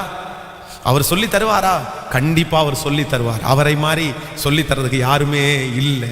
ஆமென் சொல்லுங்கள். ஸோ அடுத்ததாக ஒரு காரியத்தை கூட நம்ம ஆண்டவருடைய சமூகத்திலே தினம் தினம் ஒரு ஆண்டவருடைய பிள்ளைகளுக்கு தேவையான அடுத்த ஆசீர்வாதம் என்ன அப்படின்னா, நம்ம அடுத்து எதற்காக ஜெபிக்கணும் அப்படின்னா, தினமும் நமக்கு இந்த உலகத்திலே வாழ்றதற்கு டெய்லி நமக்கு ஞானம் தேவை. சொல்லுங்க எல்லாருமே, என்ன தேவை? என்ன ஆண்டவர் எதிர்பார்க்கிறார் அப்படின்னா, ஒரு நாளிலே இருக்கிற ஞானத்திலே வைத்து ஒரு தேவனுடைய பிள்ளை இந்த உலகத்திலே போராடி வாழ முடியாது. நேற்றைக்கு கொடுத்த ஞானம் இன்றைக்கு நமக்கு பயன்படாது. ஆனா இன்னைக்கு ஒரு விசேஷ ஞானத்தை கர்த்தர் நமக்கு தருகிறதுக்கு வல்லவரா இருக்கிறார். விசுவாசிக்கிறீர்களா இல்லையா? எத்தனை பேர் நம்புகிறீர்கள்? ஒரு காலம், ஒரு வித்தியாசமான காலம். இப்பொழுது நானே சொல்லுகிறேன், இந்த ஊழியத்தை ஆரம்பிக்கும் போது பார்த்தீங்கன்னா, இந்த ஊழியத்தை நடத்துகிறதுக்கு ஒரு விதமான ஞானம் எனக்கு தேவைப்பட்டது, ஒரு வித்தியாசமான ஒரு ஞானம். அந்த ஞானம் இருந்தால் அந்த ஊழியத்தை கட்டி எழுப்ப முடியும். அப்படி ஆனா அப்ப தாண்ட வருஷங்கள் தாண்ட நாட்கள் தாண்ட ஒரே பிரச்சனை தான், ஒரே சூழ்நிலை தான். ஆனா அதை கையாளுகிற விதம் 5 வருஷத்துக்கு முன்னாடி கையாளுகிறது மாதிரி இப்ப என்ன பண்ண முடியாது, கையாள முடியாது. ஒரு உதாரணத்துக்கு சொல்றேனே, ஃபர்ஸ்ட் எல்லாம் இந்த வாலிப தம்பிங்க யாராவது ஒருத்தர் இந்த முடியெல்லாம் ரொம்ப வளர்த்துட்டு வந்தாங்க அப்படின்னு சொன்னா, அவனை கூட்டுட்டு உட்கார வச்சு நம்மளே கட் பண்ணி விடுற அளவுக்கு அன்னைக்கு இருந்துச்சு. யாருமே எந்த பேரண்ட்ஸுமே கேட்கவே மாட்டாங்க, பாஸ்டர் நீங்கள் செய்கிறது சரி, அவன்கிட்ட எவ்வளோ சொல்லிட்டு இருக்கிறேன், அவன் கேட்க மாட்டேங்கிறான் அப்படின்னு சொல்லுவாங்க அன்னைக்கு உள்ள பேரண்ட்ஸ். ஒரு 10 வருடத்துக்கு முன்னாடி பார்த்தீங்கன்னா, நானே கொண்டு போய் சர்ச்சில் உட்கார வச்சு நானே கத்திரிக்கோல் வச்சு கட் பண்ணி விடுற அளவுக்கு அந்த பிரச்சனை இல்லை. கட் பண்ணி விட்டால் கூட பேரண்ட்ஸ் சந்தோஷப்படுவாங்க. ஆனால் இன்னைக்கு அப்படி செய்ய முடியுமான்னு கேட்டால் எனக்கு கொஞ்சம் டவுட்டாக தான் இருக்குது. இன்னைக்கு அப்படி பண்ண முடியாது. இன்னைக்கு பிள்ளைங்களை முன்னுக்கு நின்று அவங்களை எல்லாருக்கும் முன்னாடி சத்தம் கூட போட முடிய மாட்டேங்குது. ஃபஸ்ட்டெல்லாம் கூட்டத்தில் வச்சுல, சர்ச்சில் வச்சே என்ன பண்ணிட்டு இருக்கா அப்படின்னு. என்னுடைய தகப்பனார், என்னுடைய ஆவிக்குரிய தகப்பனார் என்னை வளர்த்தும் போது 300 பேர் சர்ச்சில் உட்கார்ந்துருக்கும் போது எங்களை பேர் சொல்லி முன்னாடி கூப்பிட்டு அவங்க எல்லாரும் முன்னாடி வச்சு கையில் குச்சினால அடித்து போய் உட்கார வச்சாரு. இன்னைக்கு அது நடக்குமா சொல்லுங்க? இன்னைக்கு யாராவது 2 பேர் பேசிட்டு இருக்காங்கன்னு சொல்லிட்டு ஒரு பாஸ்டர் வாங்கடா முன்னாடி அப்படின்னு சொல்லிட்டு ஒரு குச்சியை வச்சு ஸ்டேஜ்லேயே அடிச்சிட்டார் அப்படின்னு சொன்னா எப்படி எடுத்துக்குவாங்க? ஐயோ அவ்வளோதான். சில பேரண்ட்ஸ் சண்டைக்கே வந்துட மாட்டாங்க. எப்படி என் பிள்ளையை அப்படி அடிக்கலாம், எப்படி என் பிள்ளையை எல்லாருக்கும் முன்னாடி வச்சு அவமானப்படுத்தலாம் அப்படின்னு கேட்பாங்களா? ஆனால் எங்கள் அம்மா அப்பா அன்னைக்கு ரட்சிக்கப்படாதவங்க, ஆண்டவரே ஏற்றுக்கல. எங்கள் பாஸ்டர்கிட்ட அடி வாங்கிட்டு வந்தான் அப்படின்னு சொல்லிட்டு வீட்டில் நம்ம வரதுக்குள்ளே நியூஸ் வந்துருச்சு, பாஸ்டர் அடிச்சிட்டாரு. ஏன்னா நாங்கள்லாம் கடைசியில் சேரெல்லாம் எடுத்து வச்சு ரெடி பண்ணிட்டு தான் வருவோம். அதுக்குள்ளே நியூஸ் வந்துருச்சு. எங்கள் பாஸ்டர் அந்த திருவழியாய் அந்த விசிட்டிங் போகும்போது எங்கள் அம்மா கூப்பிட்டு என்ன சொன்னாங்க அப்படின்னு சொன்னால், அவன் கேட்கலன்னா தோலை உரிச்சிருங்க பாஸ்டர் அப்படின்னாங்க. ரட்சிக்கவே படலை, சர்ச்சுக்கே வரல, ஆனால் அவன் தோலை உரிச்சிருங்க, அவனை ஏன் உயிரோட வைக்கிறீங்கன்னு கேட்குறாங்க. இன்னைக்கு நடக்குமா அது? அப்போ காலங்கள் தாண்ட அதற்கு ஏற்றபடி நமக்கு என்ன வேணும்? சத்தமா சொல்லுங்க. நீங்க யாக்கோபுல வாசிக்கும் போது வேதம் சொல்கிறது, உங்களில் ஒருவன் ஞானத்தில் குறைவுள்ளவனாய் இருந்தால் யாவருக்கும் சம்பூரணமாய் கொடுக்கிறவரும் ஒருவரையும் கடிந்து கொள்ளாதவருமாய் இருக்கிற தேவனிடத்தில் கேட்க கடவன். அப்பொழுது கர்த்தர் அவனுக்கு என்ன பண்ணுவார் அப்படின்னா அதை தந்தருளுவார். ஆமென். அப்போ ஆண்டவருடைய பிள்ளைகளே, நம்முடைய ஆண்டவர் நமக்கு என்ன எழுதி வைத்திருக்கிறார் அப்படின்னு சொன்னா, உங்களில் ஒருவன் ஞானத்தில் குறைவுள்ளவனாய் இருந்தால் யாவருக்கும் சம்பூரணமாய் கொடுக்கிறவரும் ஒருவரையும் கடிந்து கொள்ளாதவருமாய் இருக்கிற தேவனிடத்தில் கேட்க கடவன். அப்போ கர்த்தர் எல்லா ஞானத்திற்கும் மேலான ஞானத்தை கர்த்தர் தருவார். நீங்கள் அந்த வசனத்தை யாக்கோபுல நீங்க வாசிக்கலாம், 312வது பக்கத்திலே இருக்கிறது. நீ அதை வாசிக்கும் போது ரொம்ப அழகா இருக்கு பாருங்களேன். அப்போ நம்ம எல்லாருமே இன்றைக்கு ஆண்டவரிடத்துல என்ன கேட்கணும் அப்படின்னு சொன்னா, தகப்பனே எனக்கு இந்த உலகத்திலே கவனிங்கள், உலகத்திலே தினம் தினம் வாழ்வதற்கு எனக்கு என்ன கொடுங்க அப்படின்னா ஞானத்தை கொடுங்க. ஆமென் சொல்லுங்கள். கைகளை எல்லாரும் அப்படியே உயர்த்தி கர்த்தரிடத்தில் கேட்கலாம். ஆண்டவரே, தினமும் இன்றைக்கு நான் வாழ்வதற்கு தேவையான ஒரு ஞானம், சத்தமாய் ஆண்டவரே இன்றைக்கு நான் வாழ்வதற்கு தேவையான ஞானம் கேளுங்க. ஆண்டவரிடத்தில் கேளுங்க. ஆண்டவரே ஸ்தோத்திரம் ஸ்தோத்திரம் ஸ்தோத்திரம், எங்களுக்கு தருகிறவர் நீரல்லவா, எங்களுக்கு தருகிறவர் நீரல்லவா. ஆண்டவரே, உங்களால எனக்கு ஞானத்தை கொடுக்கிறதுக்கு உங்களால தான் முடியும்.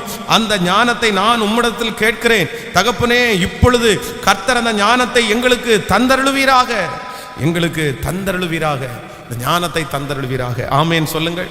இப்ப சொல்லுங்க பார்க்கலாம். நம்பர் 1, முதலாவதாக நம்ம எதற்காக ஃபர்ஸ்ட் ஜெபிக்கணும்? டெய்லி தகுதிக்காக, கிருபைக்காக ஜெபிக்கணும். நம்பர் 2, ரெண்டாவது நல்ல நாவுக்காக ஜெபிக்கணும். இன்னைக்கு பேச வேண்டியதை எனக்கு சொல்லி கொடுங்க ஆண்டவரேன்னு கல்விமானின் நாவுக்காக ஜெபிக்கணும். நம்பர் 3, மூணாவது நம்ம எனக்கு ஜெபிக்கணும், ஏதாவது ஒன்றை இன்னைக்கு எனக்கு கற்றுக் கொடுங்க ஆண்டவரே அப்படின்னு ஜெபிக்கணும். நம்பர் 4, நாலாவது எதுக்காக ஆண்டவருடைய பிள்ளைங்க ஜெபிக்கணும் அப்படின்னு சொன்னா ஞானத்திற்காக ஜெபிக்கணும். ஸோ நம்பர் 5, ஐந்தாவதாக ஒரு தேவனுடைய பிள்ளை டெய்லி காலையில் எந்திரிச்ச உடனே நீங்க ஜெபிக்க வேண்டிய 5வது ஜெபக்குறிப்பு என்ன அப்படின்னா, ஆண்டவரே எனக்கு தைரியத்தை தாரும் என்று ஜெபிக்க வேண்டும். எதுக்கு ஜெபிக்கணுமாமா? அதான் மிகுந்த பலனுக்கு எதுவான உங்கள் தைரியத்தை விட்டு விடாதிருங்கள். ஆமென். காலையில் ஃபர்ஸ்ட் வந்த உடனே நான் சொன்னது மாதிரி, ஆபத்து காலத்தில் நீ சோர்ந்து போவாயானால் உன் பலன் குறுகிட்டு. டெய்லி இந்த உலகத்தில் வாழ்றதற்கு நமக்கு கண்டிப்பா என்ன வேணும் அப்படின்னா, கண்டிப்பா தைரியம் நமக்கு தேவை. இந்த உலகத்தில் தைரியம் இல்லாத ஒரு மனுஷனால தினம் தினம் வாழவே முடியாது. கடந்த சில நாட்களுக்கு முன்பாக சென்னையிலே ஒரு இடத்துல நான் ஜெபத்திற்காக போகும்போது, அந்த ஜெபம் பண்ணிட்டு இருக்கும்போது ஒரு குழந்தை, ஒரு 5th ஸ்டாண்டர்ட் படிக்கிற ஒரு பிள்ளை, அந்த பிள்ளை எங்கிட்ட ஜெபம் பண்ணு, அங்கிள் எனக்காக ஜெபம் பண்ணுங்க அப்படின்றா. என்ன எதுக்காக ஜெபம் பண்ணணும் அப்படின்னு சொன்னா, அப்படியே பயப்படுறா. அப்படியே நாவெல்லாம் அப்படியே ஒட்டுது அப்படியே அந்த குழந்தைக்கு. ஏன் என்னாச்சு, எதுக்கு பயப்படுற? ஏசப்பா உன் கூட இருக்கிறாரு. எப்போ இது ஸ்டார்ட் ஆச்சு அப்படின்னு கேட்டா, இன்னைக்கு தான் எனக்கு பயமா இருக்கு எனக்கு பயமா இருக்காங்க. அப்படியே அழுது, கண்ணுல தாரையா கண்ணீர் கொட்டுது. எனக்கு பயமா இருக்குது. அவங்க அம்மாவை கட்டி பிடிச்சிக்குதா, கையை கட்டி பிடிச்சிக்கிறா, சின்ன குழந்தை. அப்போ இந்த உலகம் ரொம்ப அதைரியத்தை கொடுக்கிற உலகம். நிறைய பிசாசுனுடைய இதுவே என்ன அப்படின்னா, அவன் பயப்படுத்துகிறவன். அவன் யாரு? பயப்படுத்துகிறான். இன்னைக்கு டிவிகளிலே இதிலெல்லாம் பார்க்குற நிகழ்ச்சிகள் எல்லாம் பார்த்தீங்க அப்படின்னா பிள்ளைகளை ரொம்ப பயப்படுத்துது.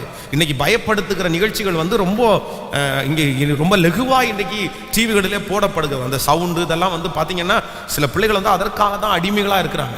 அப்போது நமக்கு பயமுள்ள ஆவியை கொடாமல் பலமும் அன்பும் தெளிந்த புத்தியும் உள்ள ஆவியை கொடுப்பார். ஆமென் சொல்லுங்கள். அப்போ ஆண்டவருடைய பிள்ளைகள் ஒவ்வொரு நாளும் எதற்காக ஜெபிக்கணும்னா, ஆண்டவரே இன்றைக்கு வாழ்கிறதற்கு எங்களுக்கு என்ன தாரும்னா தைரியத்தை தாரும். இந்த ஜெபத்தில் இருக்கிறவங்க கூட நம்ம நிறைய பேர் தைரியமே இல்லாமல் வந்திருக்கலாம். நேற்றைக்கு நீங்க தைரியமா இருந்தீங்க பிரதர், நேற்றைக்கு நீங்க தைரியமா இருந்தீங்க சிஸ்டர், ஆனா இன்னைக்கு நீங்க தைரியமா இல்லை. இன்னைக்கு நீங்க தைரியமா இல்லை. ஒரு மாசத்துக்கு முன்னாடி நீங்க எவ்வளவு தைரியமா இருந்தீங்க, ஒரு வாரத்துக்கு முன்னாடி நீங்க எவ்வளவு தைரியமா இருந்தீங்க, ஆனா இன்னைக்கு நீங்க ரொம்ப பயப்பட்டுட்டே இருக்கிறீங்களே. காரணம் என்ன அப்படின்னா, டெய்லி நம்மை தைரியப்படுத்துகிறவர் யாருன்னா கர்த்தரே நம்மை தைரியப்படுத்துவார். நம்ம பயப்படும் போது கர்த்தர் வார்த்தையை கொடுத்து நான் உன்னோடு கூட இருக்கிறேன் என்று கர்த்தர் தைரியப்படுத்துவார். நம்முடைய வாழ்க்கையில எத்தனையோ சூழ்நிலையிலே கர்த்தர் தான் நம்மை தைரியப்படுத்தி இருக்கிறார். ஆமோதிக்கிறீங்களா இல்லையா? கர்த்தர் தானே நீங்க பயப்படும் போது தைரியப்படுத்தி இருக்கிறார். அதனால எல்லாரும் கர்த்தரிடத்துல ஜெபிக்க போறோம். டெய்லி காலையில எனக்கு ஆண்டவரே இன்னைக்கு வாழ்றதுக்கு எனக்கு என்ன வேணும்னா எனக்கு தைரியம் வேண்டும். ஸோ ஆறாவதாக, நம்பர் 6, ஆறாவதாக நம்ம ஒரு காரியத்திற்காக தினம் ஜெபிக்கணும். எதுக்காக ஜெபிக்கணும்னா சுகத்துக்காக ஜெபிக்கணும். எதுக்காக? இன்னைக்கு நான் வாழ்றதுக்கு ஆண்டவர் எனக்கு என்ன கொடுக்கணும் அப்படின்னா சுகம் தரணும். ஆமென். நாளைக்குள்ள காரியம் நாளைக்கு பார்த்துக்கலாம். ஆனால் காலையில எழும்பின உடனே இன்னைக்கு நான் சுகமா வாழணும் ஆண்டவரே. இன்னைக்கு உலகத்தில் இருக்கிற எந்த நோய் நொடியும் என்னையோ என் பிள்ளைகளையோ தொற்றவே கூடாதுப்பா. என்னை பாதுகாத்துக்கொள்ளும், என் பிள்ளையை பாதுகாத்துக்கொள்ளும் அப்படின்னு ஒரு தேவனுடைய பிள்ளை சுகத்திற்காக ஜெபிக்கணும். எதுக்காக ஜெபிக்கணுமாமா? ஆமென். அவருடைய தழும்புகளால் நாம் என்ன ஆனோம்? சுகமானோம். நம்மை சுகமாய் வைக்கிற கர்த்தர். எகிப்திற்கு வர பண்ணின ஒரு வியாதியையும் நான் உங்களுக்கு வர பண்ணேன் என்று வாக்கு கொடுத்திருக்கிறார். அந்த மாதிரி இந்த மாதிரி வாக்கு தத்தத்தெல்லாம் சொல்லி ஆண்டவருடைய பிள்ளைங்க என்ன பண்ணணும்னா டெய்லி சுகத்திற்காக நீங்க ஜெபிக்கணும். நம்பர் 7, 7ஆவதாக நம்ம தினமும் காலையில எழும்பும் போது ஜெபிக்கிற 7வது ஜெபக்குறிப்பு என்னன்னா நம்முடைய பாதுகாப்புக்காக ஜெபிக்கணும். எதுக்காக ஜெபிக்கணும்? சத்தமா சொல்லுங்க. என்னை சுற்றி வேலி அடைங்கப்பா, என் பிள்ளையை சுற்றி வேலி அடைங்கப்பா. அசுத்தன் எங்களுக்கு கண்ணுக்கு வரக்கூடாது, ஆபத்துக்கள் வரக்கூடாது, விக்கனங்கள் வரக்கூடாது. எல்லாவற்றுக்கும் பறந்து காக்கிற பட்சியை போல என்னை பாதுகாக்கிற கர்த்தர் என்னை பாதுகாத்து கொள்ளுன்னு பாதுகாப்புக்காக டெய்லி உங்க வாகனத்தை ரத்த கோட்டைக்குள்ள மறைச்சு, உங்க பிள்ளைகளை ரத்த கோட்டைக்குள்ள மறைச்சு, உங்க வீட்டை ரத்த கோட்டைக்குள்ள மறைச்சு, எல்லாத்தையும் மறைத்து நீங்கள் ஜெபிக்க வேண்டிய அவசியம் இருக்குது. ஆமென். ஆபத்து எப்பொழுது நம்மை நெருங்கும் என்று நமக்கு தெரியாது. எப்போ எதுல எப்படி வேணாலும் ஆபத்துகள் வரலாம், எப்போ வேணாலும் வரலாம். ஆனா நான் சொல்றேன், கர்த்தர் நம்மை கிருபையாய் பாதுகாக்கிறவர். ஆமென் சொல்லுங்கள். அதான் வெறும் செல்போன் சார்ஜ் போட்ட அந்த சார்ஜரே ஒரு மனுஷனுக்கு மரணமாய் முடியுமானால் எவ்வளோ ஒரு பாதுகாப்பு இல்லாத உலகத்தில் நம்ம வாழ்கிறோம் பாருங்க. செல்போனில் சார்ஜர் போட்டு அந்த சார்ஜரில் இருக்கிற அந்த பின்னு சும்மா கிடக்குது, அந்த குழந்தை தூங்கிட்டு இருக்குது. அது வந்து கரெக்டாக அந்த குழந்தையினுடைய உடம்புல அந்த நாபு படுது, அதில் எர்த்து பாஸ் ஆகுது. அந்த குழந்தையினுடைய ரத்தத்தை கொஞ்சம் கொஞ்சமாய் உறிந்து அந்த குழந்தை அப்படியே மரணம். எந்த அடியும் படலை. அந்த காது பக்கத்தில் ஒரே ஒரு இடத்துல அப்படியே க்ரீன் கலரில் இருக்குது, அவ்வளோதான். செக் பண்ணி பார்த்தா அந்த குழந்தையினுடைய உடம்புல வந்து எலக்ட்ரிசிட்டி ஃபுல்லாக உள்ளே போய் அந்த குழந்தையினுடைய உயிரே போயிடுச்சு. அப்போது எவ்வளோ ஆபத்தான உலகம் நம்ம வாழ்கிறோம். ஆனால் கர்த்தரே பாதுகாப்பு தருவார். ஆமென். உங்கள் வீட்டுக்கு முன்னாடி நீங்கள் வீட்டில் கிளம்பும் போது எந்த இடத்துலையும் இந்த 7 ஜெபக்குறிப்புக்காக நீங்கள் ஒரு 5 நிமிஷமாவது நீங்கள் ஜெபிக்கணும். ஃபர்ஸ்ட் நம்பர் 1 எதற்காக ஜெபிக்கணும் அப்படின்னு சொன்னால் நீங்கள் தகுதிக்காக ஜெபிக்கணும், அப்படின்னா கிருபைக்காக ஜெபிக்கணும். காலைதோறும் அவருடைய கிருபை என்னவா இருக்காமா? புதிதா. நம்பர் 2 ரெண்டாவது எதுக்காக ஜெபிக்கணும்னா கல்விமானின் நாவிற்காக ஜெபிக்கணும். எனக்கு நல்ல நாவை தாங்க, நான் உங்க பிரியம் இல்லாம இன்னைக்கு பேசிடக்கூடாதுன்னு ஜெபிக்கணும். நம்பர் 3 மூன்றாவதாக எதுக்கு ஜெபிக்கணும்னா இன்னைக்கு ஏதாவது ஒன்று புதுமையா நான் என்ன பண்ணணும்னா எனக்கு ஏதாவது ஒன்று கற்றுத்தாங்க ஆண்டவரே அப்படின்னு ஜெபம் பண்ணணும். அப்புறம் நம்பர் 4 நாலாவது, ஆண்டவரே இன்றைக்கு வாழக்கூடிய ஞானத்தை எனக்கு தாரும் ஆண்டவரே அப்படின்னு நீங்க ஜெபம் பண்ணணும். நம்பர் 5 ஐந்தாவது, இன்றைக்கு எனக்கு தைரியத்தை தாரும் ஆண்டவரே அப்படின்னு ஜெபிக்கணும். ஸோ நம்பர் 6 ஆறாவது, ஆண்டவரே இன்றைக்கு எனக்கு எந்த பலவீனம் வராம நான் சுகமா வாழணும்னு ஜெபிக்கணும். நம்பர் 7 ஏழாவதாக பாதுகாப்புக்காக ஜெபிக்கணும். இந்த 7 ஜெபக்குறிப்பையும் ஸ்தோத்திரம் பண்ணிட்டு தான் வீட்டை விட்டு நீங்க எங்கனாலும் என்ன பண்ணணும்? வெளியே போகணும். உங்கள் பிள்ளைகளுக்கும் அப்படித்தான் ஒரு பேப்பரில் எழுதி அவன் கண்ணு முன்னாடி வச்சு அவனை மனப்பாடம் பண்ணி வண்டியில் ஏறி உங்களை ஸ்கூலுக்கு கொண்டு விடுறீங்களா, அப்போ ஜோம் பண்ணி கொண்டு போய் விடுங்க. வீட்டிலேருந்து கிளம்பும் போதே அவன் என்ன பண்ணணும் அப்படின்னு சொன்னால், நீங்கள் ஷூ போடும்போது இல்லைன்னா நீங்கள் சட்டை எல்லாம் மாட்டி விடும்போது அவன் அந்த ப்ரேயரை பண்ணணும். அந்த 7 காரியத்தையும் சொல்லி ஜெபம் பண்ணணும். அந்த மாதிரி ஒரு பழக்கத்தை கொண்டு போங்க. நான் நம்புகிறேன் ஆண்டவர் நம்மை ஜெபத்தை கேட்கிற கர்த்தர். அவர் கண்டிப்பாய் அதற்கு பலன் கொடுத்து நம்மை கர்த்தர் பாதுகாப்பாய் வைப்பார். அதற்கு மிஞ்சி எது நடந்தாலும் அவருடைய சித்தம் இல்லாமல் நம்மேல் ஒன்றும் செய்ய முடியாது. அது அவருடைய சித்தம் என்று நம்ம வைத்துக் கொள்ள வேண்டியதான். ஆமேன் சொல்லுங்கள். எத்தனை பேர் ஆமோதிக்கிறீங்க? இப்போ ஜெபிக்க போகிறோம். ஆமேன். எல்லாரும் அப்படியே எழும்பி முன்னாடி வாங்க. ஸ்தோத்திரம். ஹல்லேலூயா. லைவ்ல இருக்கிற தேவனுடைய பிள்ளைகளும் அப்படியே நீங்கள் கலந்து கொள்ளுங்கள். எத்தனையோ 1000 பேர் ஜெபிக்கிறதற்காக ஜெப விண்ணப்பத்தை சொல்லி இருக்கிறார்கள். அந்த ஜெபத்தை எல்லாம் கேட்கிற கர்த்தர் அவர். அவர்கள் ஜெப விண்ணப்பங்களுக்கு பதில் கொடுக்கிற கர்த்தர் அவர்.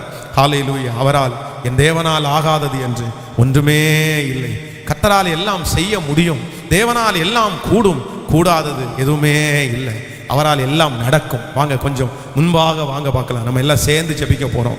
ஸ்தோத்திரம். முடிஞ்ச எல்லா தாயாரும் தகப்பனாரும் எழும்பி முன்னாடி கடந்து வந்து ஜெபிக்க ஆரம்பிக்க போகிறோம். கர்த்தர் பெரியவர், கர்த்தர் பெரியவர். அவர் பூமி அனைத்திற்கும் ராஜா. அவர் ஒருவரே வல்லமையும் மகத்துவம் உள்ளவர். அவர் ஒருவரே பராக்கிரமம் உள்ள தேவன். ஓ ஹல்லேலூயா. அவர் ஒருவரும் சேரக்கூடாத ஒளியில் வாசம் பண்ணுகிறவர். நம்முடைய ஜெபத்தை கேட்கிறவர். கலங்க வேண்டாம். நம்முடைய இருதயம் திடனாய் இருக்கட்டும். கர்த்தர் நமக்கு பலன் தருகிற கர்த்தர். ஹல்லேலூயா. உங்கள் இருதயம் திடனாய் இருப்பதாக ஆண்டவர் சொல்றார். தேவனிடத்தில் விசுவாசமாய் இருங்கள், உங்கள் இருதயம் திடனாய் இருப்பதாக. ஆபத்து காலத்தில் நீ சோர்ந்து போவாய், ஆனால் உன் பலன் குறுகிட்டுன்னு தான் கத்தர் வந்த உடனே பேசினார். இல்லை, நான் சோர்ந்து போக மாட்டேன். ஆபத்தா இருக்கும்போது தான் நான் ரொம்ப பலனா இருப்பேன். ஆபத்தா இருக்கும்போது தான் நான் ரொம்ப தைரியமா இருப்பேன். ஆபத்து என்னை சுற்றும் போது தான் நான் ரொம்ப மகிழ்ச்சியா இருப்பேன்னு சத்தமா எல்லாரும் ஸ்தோத்திரம் ஸ்தோத்திரம் ஸ்தோத்திரம் ஸ்தோத்திரம். ஓ ஹல்லேலூயா. ஜெயபலமான தெய்வமே, ஜெயபலமான தெய்வமே, ஜெயபலமான தெய்வமே, உங்களுடைய தலையின் மேல கரங்களை நீங்கள் வைத்துக் கொள்ளுங்கள். உங்களுக்காக நான் ஒவ்வொரு காரியத்தை சொல்லும் போது ஸ்தோத்திரம் பண்ணி ஹல்லேலூயா. முதலாவதாக உங்களுக்கு தகுதி பெருக போகிறது, உங்களுக்கு கிருபை பெருக போகிறது. அவருடைய கிருபை காலைதோறும் புதிதாக இருக்கிறது. ராஜா, இந்த உலகத்திலே வாழ்வதற்கு இப்பொழுது எங்களுக்கு அந்த கிருபையை தாரும். எங்கள் பிள்ளைகளுக்கு அந்த கிருபையை தாரும் ஆண்டவரே. எங்களுக்கு அந்த கிருபை வரட்டும் ஆண்டவரே. கிருபையை தாரும் ஆண்டவரே. இப்ப கிருபையை தாரும். இரண்டாவதாக கல்வி மானின் நாவு ஆண்டவரே. தினம் தினம் பேசுவதற்கு எங்களுக்கு கற்றுக் கொடும் ஆண்டவரே. ஒவ்வொரு நாளும் நாங்கள் பேசுவதற்கு கற்றுக் கொடும் ஆண்டவரே. அப்பா, வகை பார்த்து கொண்டிருக்கிறார்களே ஆண்டவரே, எப்படி பார்த்து கொண்டிருக்கிறார்கள். அவர்களுக்கு முன்பாய் பேசுவதற்கு வேண்டிய ஞானத்தை கர்த்தர் இப்பொழுது எங்களுக்கு கட்டளை இடுவீராக. சொல்லுங்க ஆண்டவரே, கட்டளை இடுவீராக. அவர்தான் கட்டளை இடுகிறவர். அப்பா, அவர் பராக்கிரமசாலி. அவர் ஸ்தோத்திரம். மூன்றாவதாக ஆண்டவரே, ஏதோ ஒன்று புதுமையாய் நான் கற்றுக்கொள்ள வேண்டும் ஆண்டவரே. எனக்கு இந்த சூழ்நிலையில் எனக்கு ஒரு கற்றுக் கொடுங்கப்பா. டெய்லி எனக்கு சொல்லிக் கொடுங்கப்பா. எனக்கு நடத்துகிற பாதையிலே நான் எப்படி நடக்க வேண்டும் என்று கர்த்தர் எனக்கு கற்றுத் தருகிறதற்காக ஸ்தோத்திரம். கற்றுத் தருகிறதற்காக ஸ்தோத்திரம் ஸ்தோத்திரம் ஸ்தோத்திரம். ஹல்லேலூயா. அடுத்ததாக ஞானமாய் நடக்கக்கூடிய கிருபை. இன்றைக்கு தேவையான ஞானம் கர்த்தர் எங்களுக்கும் எங்கள் குடும்பத்திற்கும் கட்டளையிடப்படுவதாக. அடுத்ததாக சுகம். தகப்பனே, சுகப்படுத்துகிறவர் நீர்தான் ஆண்டவரே. எந்த பலவீனமும் எங்களை அணுகாதபடி கர்த்தருடைய இரத்த கோட்டைக்குள்ளே நீர் மறைக்கிற தேவனா இருக்கிறீரே. ஸ்தோத்திரம் ஸ்தோத்திரம் ஸ்தோத்திரம். ஹல்லேலூயா. உம்மாலே செய்ய முடியாத அதிசயங்கள் ஒன்றுமே இல்லை இல்லை இல்லை. அடுத்ததாக பாதுகாப்பு. கர்த்தர் எங்களுக்கு நல்ல பாதுகாப்பை தருகிறவர். ஆபத்துகள் விக்கிரங்கள் எல்லாம் சூழும் போது நீர் எங்களுக்கு பாதுகாப்பை தருகிறவர். எங்களுடைய பிள்ளைகளுடைய பணங்கள் மருத்துவமனைகளுக்கு போகவே கூடாது ராஜா. பாதுகாப்பை தாரும், பாதுகாப்பை தாரும். இந்த 7 ஆசீர்வாதங்களும் எங்கள் பிள்ளைகளுடைய தலையின் மேல் ஆம் என்றும் ஆமேன் என்றும் ஸ்தோத்திரம். ஜெபிக்கிற ஒவ்வொரு பிள்ளைகள் மேலும் குடும்பத்தின் மேலும் அப்பா, உம்முடைய ஊழியக்காரனாகிய நான் ஜெபிக்கிறேன். எங்க பிள்ளைகள் மேல் அது வரட்டும் ஆண்டவரே. எங்க ஜனங்கள் மேல் அது வரட்டும் ஆண்டவரே. இப்பொழுது நீர் கட்டளை இடுகிறதற்காக ஸ்தோத்திரம் ஸ்தோத்திரம் ஸ்தோத்திரம் ஸ்தோத்திரம் ஸ்தோத்திரம். கர்த்தர் நம்முடைய ஜெபத்தை எல்லாம் கேட்டு அற்புதம் செய்ய போகிறதற்காக எல்லாரும் ஸ்தோத்திரம் பண்ணலாம். ஸ்தோத்திரம் ஸ்தோத்திரம் ஸ்தோத்திரம் ஸ்தோத்திரம். ஆமென். ஹல்லேலூயா. நம்முடைய ஆண்டவர் நம்முடைய ஜெபத்தை கேட்கிற கர்த்தர். ஹல்லேலூயா. அதனால இந்த 7 காரியங்களையும் நீங்கள் மனப்பாடமாய் வைத்து நீங்கள் ஜெபியுங்கள். நிச்சயம் ஆண்டவர் அற்புதம் செய்ய வல்லவராய் இருப்பார். ஹல்லேலூயா. ஒரு